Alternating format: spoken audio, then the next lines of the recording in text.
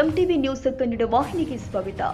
ನಗರದ ಪ್ರಮುಖ ವ್ಯಾಪಾರ ಕೇಂದ್ರವಾದ ಕಟ್ಟಿನಕೆರೆ ಮಾರುಕಟ್ಟೆ ಪ್ರದೇಶದಲ್ಲಿ ರಸ್ತೆ ಮತ್ತು ಪಾದಚಾರಿ ಮಾರ್ಗಗಳನ್ನು ಆಕ್ರಮಿಸಿ ನಿರ್ಮಿಸಲಾಗಿದ್ದ ಅನಧಿಕೃತ ಗೂಡಂಗಡಿಗಳ ವಿರುದ್ಧ ಮಹಾನಗರ ಪಾಲಿಕೆ ಮಂಗಳವಾರ ದಿಢೀರ್ ತೆರವು ಕಾರ್ಯಾಚರಣೆ ಮಾಡಿದೆ. ಪೂರ್ವ ಸೂಚನೆ ನೀಡಿದ ಗಡುವು ಮುಗಿದ ಹಿನ್ನೆಲೆ ಜೆಸಿಬಿ ಯಂತ್ರದ ಮೂಲಕ ಅಧಿಕಾರಿಗಳು ಕ್ರಮ ಕೈಗೊಂಡಿದ್ದಾರೆ. ಕಳೆದ ಕೆಲವು ತಿಂಗಳಿಂದ ಮಾರುಕಟ್ಟೆ ಪ್ರದೇಶದಲ್ಲಿ ರಸ್ತೆ ಸಂಕುಚಿತವಾಗಿದ್ದು ಸಾರ್ವಜನಿಕರು ಹಾಗೂ ವಾಹನ ಸವಾರು ಸಂಚಾರ ತೊಂದರೆ ಅನುಭವಿಸ್ತಾ ಇದ್ರು. ಯುಜಿಡಿ ವ್ಯವಸ್ಥೆಯನ್ನ ಮುಚ್ಚುವ ರೀತಿಯಲ್ಲಿ ನಿರ್ಮಾಣ ಮಾಡಲಾಗಿದ್ದು ಪಾಲಿಕೆಯಿಂದ ನೀಡಲಾದ ಮಳಿಗೆ ಗಡಿಯನ್ನ ಮೀರಿ ರಸ್ತೆ ಬದಿಗೆ ಅಂಗಡಿಗಳನ್ನು ವಿಸ್ತರಿಸಲಾಗಿತ್ತು. ಕೆಲವರು ಪ್ಲಾಸ್ಟಿಕ್ ಟಾರ್ಪಾಲಿನ್ಗಳನ್ನು ಹಾಕಿ ರಸ್ತೆ ಭಾಗವನ್ನು ಮುಚ್ಚಿದ ಪ್ರಕರಣಗಳು ಕೂಡ ಕಂಡುಬಂದಿದ್ವು. ಪಾಲಿಕೆ ಇಂಜಿನಿಯರ್ ಕವಿತಾ ಅವರ ನೇತೃತ್ವದಲ್ಲಿ ನಡೆದ ಕಾರ್ಯಾಚರಣೆಯಲ್ಲಿ ಅನಧಿಕೃತ ನಿರ್ಮಾಣಗಳನ್ನು ತೆರವುಗೊಳಿಸಲಾಗಿದೆ.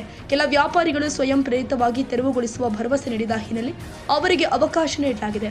ಈ ಸಂದರ್ಭದಲ್ಲಿ ಕೆಲ ವ್ಯಾಪಾರಸ್ಥರು ವಿರೋಧ ವ್ಯಕ್ತಪಡಿಸಿದ ಘಟನೆಗಳು ಕೂಡ ನಡೆದಿದ್ದಾವೆ. ಮಾಧ್ಯಮದೊಂದಿಗೆ ಮಾತನಾಡಿದ ಇಂಜಿನಿಯರ್ ಕವಿತಾ, ರಸ್ತೆ ಒತ್ತುವರಿ ಮಾಡಿಕೊಂಡು ಅಂಗಡಿಗಳನ್ನು ನಿರ್ಮಿಸಿದವರಿಗೆ ಪೂರ್ವ ಸೂಚನೆ ನೀಡಿ ಸ್ವಯಂ ಪ್ರೇರಿತವಾಗಿ ತೆರವುಗೊಳಿಸಲು ಗಡುವು ನೀಡಲಾಗಿತ್ತು. ಸೂಚಿಸಿದ ಅವಧಿಯಲ್ಲಿ ಕೆಲವರು ತೆರವುಗೊಳಿಸಿದ್ರು, ಇನ್ನೂ ಕೆಲವರು ನಿಯಮ ಪಾಲಿಸಿದ ಹಿನ್ನೆಲೆ ಮಹಾನಗರ ಪಾಲಿಕೆ ಕ್ರಮ ಕೈಗೊಂಡಿದೆ ಅಂತ ಹೇಳಿದ್ದಾರೆ. ಮಾರುಕಟ್ಟೆಗೆ ದಿನನಿತ್ಯ ಸಾವಿರಾರು ಜನ ಆಗಮಿಸುವುದರಿಂದ ರಸ್ತೆ ಒತ್ತುವರಿ ತುರ್ತು ವಾಹನ ಸಂಚಾರಕ್ಕೂ ಅಡಚಣೆ ಉಂಟು ಮಾಡ್ತಾ ಇತ್ತು. ಪಾದಚಾರಿಗಳಿಗೆ ಸುರಕ್ಷಿತವಾಗಿ ನಡೆಯಲು ಅವಕಾಶ ಇಲ್ಲದ ಪರಿಸ್ಥಿತಿ ನಿರ್ಮಾಣವಾಗಿತ್ತು. ಸಾರ್ವಜನಿಕರಿಂದ ಬಂದ ಅನೇಕ ದೂರುಗಳ ಆಧಾರದ ಮೇಲೆ ಈ ಕ್ರಮ ಕೈಗೊಳ್ಳಲಾಗಿದೆ ಅಂತ ಅವರು ಹೇಳಿದ್ದಾರೆ. ಮುಂದಿನ ದಿನದಲ್ಲಿ ನಗರ ವ್ಯಾಪ್ತಿಯ ಇತರೆ ಪ್ರಮುಖ ರಸ್ತೆಯಲ್ಲಿ ಕೂಡ ಹಂತ ಹಂತವಾಗಿ ಒತ್ತುವರಿ ತೆರವು ಕಾರ್ಯಾಚರಣೆ ಮುಂದುವರಿಯುತ್ತೆ. ನಿಯಮ ಉಲ್ಲಂಘಿಸುವವರ ವಿರುದ್ಧ ದಂಡಾತ್ಮಕ ಕ್ರಮ ಕೈಗೊಳ್ಳಲಾಗುತ್ತೆ ಅಂತ ಪಾಲಿಕೆ ಎಚ್ಚರಿಕೆ ಕೊಟ್ಟಿದೆ.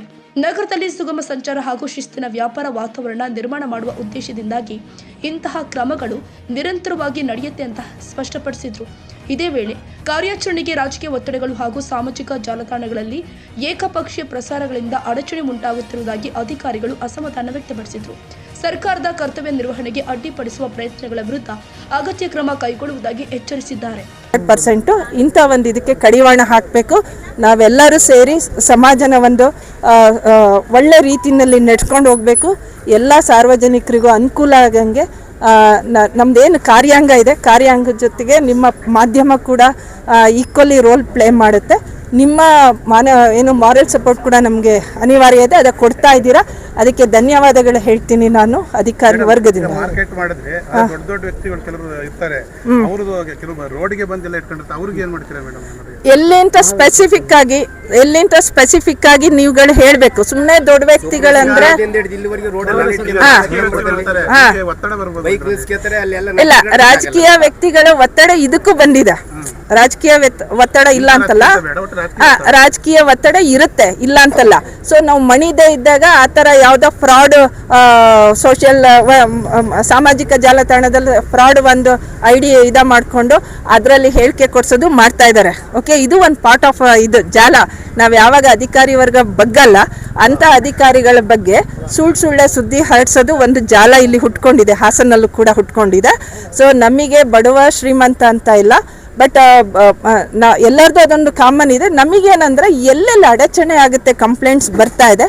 ಅದು ಈಗ ಮಹಾವೀರ ಸರ್ಕಲ್ ನೀವು ನೋಡಿದ್ದೀರಾ, ಫುಲ್ ಮುಂದಕ್ಕಿದ್ರು, ಈಗ ಒಂದು ಹಂತಕ್ಕೆ ಹಿಂದಕ್ಕೆ ಹಾಕ್ಸಿದ್ದೀವಿ, ನೀವು ನೋಡಿರಬೇಕು.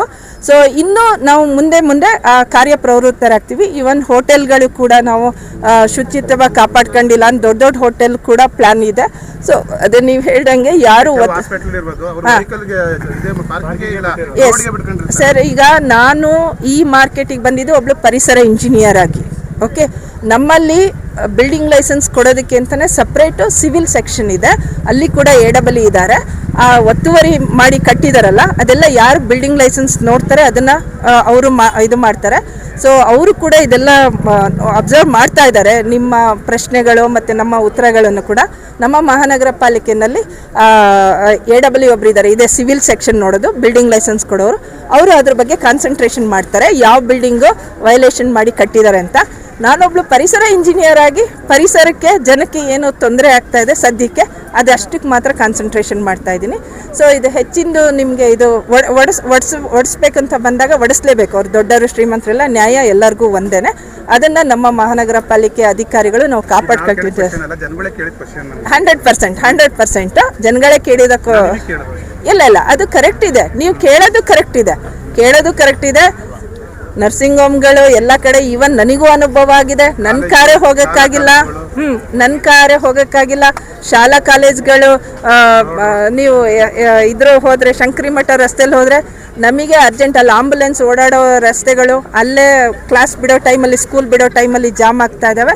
ಸೊ ಇದು ಟ್ರಾಫಿಕ್ ಇದು ಇಲಾಖೆ ಪೊಲೀಸ್ ಇಲಾಖೆ ಕೂಡ ಅವ್ರದ್ದು ಟ್ರಾಫಿಕ್ ಕ್ಲಿಯರ್ ಮಾಡೋದು ಅವ್ರದ್ದು ಕೂಡ ಜವಾಬ್ದಾರಿ ಇರುತ್ತೆ. ಅವರಲ್ಲೂ ಸ್ಟಾಫ್ ಕೊಡ್ತಾ ಇದೆ, ನಮ್ಮಲ್ಲೂ ಸ್ಟಾಫ್ ಕೊಡ್ತಾ ಇದೆ ಎಲ್ಲ ಪರಿಣಾಮಕಾರಿಯಾಗಿ ಮಾಡೋದಕ್ಕೆ. ಅದಕ್ಕೆ ಸ್ವಲ್ಪ ಹಿನ್ನಡೆ ಆಗ್ತಾ ಇದೆ ಬಿಟ್ಟರೆ ಬೇರೆ ಯಾವುದೋ ದೊಡ್ಡವ್ರನ್ನ ಬಿಡಬೇಕು ಬಡವ್ರನ್ನ ತೆಗಿಬೇಕು ಆ ಥರ ಇಲ್ಲ. ಬಟ್ ನಾವು ಏನೇ ಮಾಡಿದರೂ ಅದು ಸಾರ್ವಜನಿಕರಿಗೋಸ್ಕರನೇ ಮಾಡ್ತೀವಿ. ಈಗ ನಾವು ಮಾರ್ಕೆಟ್ ಒಳಗೆ ಬಂದ್ವಿ, ತೆಗೆಸ್ತಾ ಇರಬೇಕಾದ್ರೆ ಅಲ್ಲಿ ಡ್ರೈನೇಜ್ ಬ್ಲಾಕ್ ಆಗಿರೋದು ನಮಗೆ ಕಾಣಿಸ್ತು. ಆ ಡ್ರೈನೇಜನ್ನು ತೆಗಿಯೋಕ್ಕೆ ನಮ್ಮ ಮ್ಯಾನ್ ಪವರಿಂದ ಕಷ್ಟ ಇದೆ, ಯಾಕೆಂದರೆ ಹೂಳು ತುಂಬಿಕೊಂಡಿದೆ.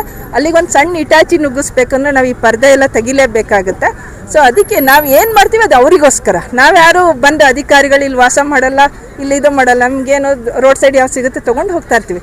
ಇವರ ಒಳ್ಳೇದಕ್ಕೆ, ಇಲ್ಲಿ ವ್ಯಾಪಾರಸ್ಥರು ಒಳ್ಳೇದಕ್ಕೆ ನಾವು ಏನು ಮಾಡ್ತಾ ಇದೀವಿ ಅದೆಲ್ಲ ಅವರಿಗೆ ಒಂದು ನಮಗೆ ಹೆಂಗೆ ನೀವು ಮಾಧ್ಯಮದವರು ಅಲ್ಲಿ ಲೈಟ್ ಆನ್ ಆಗಿಲ್ಲ ಇಲ್ಲಿ ಲೈಟ್ ತಿದ್ದುತ್ತೀರಾ, ನಾವು ಇವರಿಗೆ ತಿದ್ದ ಕೆಲಸ ಮಾಡ್ತಾ ಇದ್ದೀವಿ. ಯಾರ್ದು ತೊಂದರೆ ಕೊಡೋ ಕೆಲಸ ಮಾಡ್ತಾ ಇಲ್ಲ ಮಹಾನಗರ ಪಾಲಿಕೆ. ತಾಜಾ ಸುದ್ದಿಗಾಗಿ MTV ನ್ಯೂಸ್ 24/7ಗೆ ಸಬ್ಸ್ಕ್ರೈಬ್ ಮಾಡಿ ಮತ್ತು ಬೆಲ್ ಐಕಾನ್ ಅನ್ನು ಒತ್ತಿ. ತಪ್ಪದೇ ಲಿಂಕ್ ಶೇರ್ ಮಾಡಿ.